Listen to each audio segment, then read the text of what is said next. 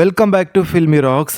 S friends, ಇವತ್ತು ನಾವು box office ಕಲೆಕ್ಷನ್ನ ಮಾಹಿತಿ ನಿಮಗೆ ತಿಳಿಸಲಿಕ್ಕೆ ಹೊರಟಿರೋದು ಕರ್ನಾಟಕದ ಮೋಸ್ಟ್ ಅವೇಟೆಡ್ ಫಿಲ್ಮ್ ಆದ ಮಾರ್ಕ್ ಇವತ್ತಿಗೆ ರಿಲೀಸ್ ಆಗಿ 11 ದಿವಸಗಳು ಕಳೆದವು.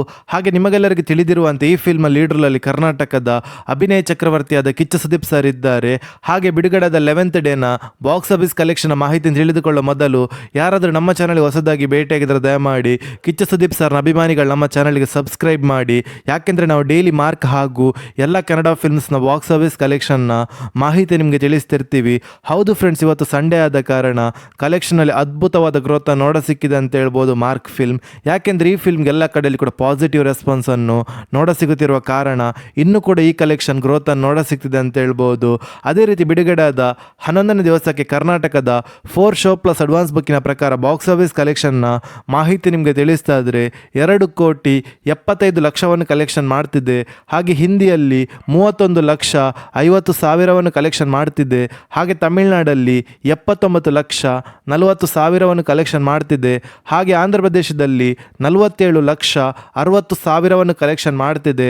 ಹಾಗೆ ಕೇರಳದಲ್ಲಿ 21,90,000 ಕಲೆಕ್ಷನ್ ಮಾಡ್ತಿದೆ. ಹಾಗೆ ಓವರ್ಸೀಸಲ್ಲಿ 57,20,000 ಕಲೆಕ್ಷನ್ ಮಾಡ್ತಿದೆ.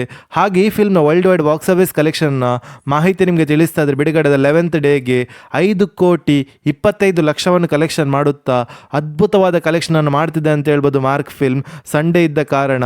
ಹಾಗೆ ಈ ಫಿಲ್ಮ್ನ ವರ್ಲ್ಡ್ ವೈಡ್ ಗ್ರಾಸ್ ಕಲೆಕ್ಷನ್ ಮಾಹಿತಿ ನಿಮಗೆ ತಿಳಿಸ್ತಾ ಇದ್ರೆ ಬಿಡುಗಡೆದ 11th ಡೇಗೆ 71,50,00,000 ಕಲೆಕ್ಷನ್ ಮಾಡುತ್ತಾ ಬ್ಲಾಕ್ ಬಸ್ಟರ್ ಕಲೆಕ್ಷನ್ ಮಾಡ್ತಿದೆ ಅಂತ ಹೇಳ್ಬೋದು ಮಾರ್ಕ್ ಫಿಲ್ಮ್. ಹಾಗೆ ನಿಮ್ಮ ಪ್ರಕಾರ ಮಾರ್ಕ್ ಫಿಲ್ಮ್ ಲೈಫ್ ಟೈಮ್ ಎಷ್ಟು ಕಲೆಕ್ಷನ್ ಮಾಡ್ಬೋದು ಅಂತ ನಮ್ಮ ಕಮೆಂಟ್ ಬಾಕ್ಸಲ್ಲಿ ತಿಳಿಸಿ.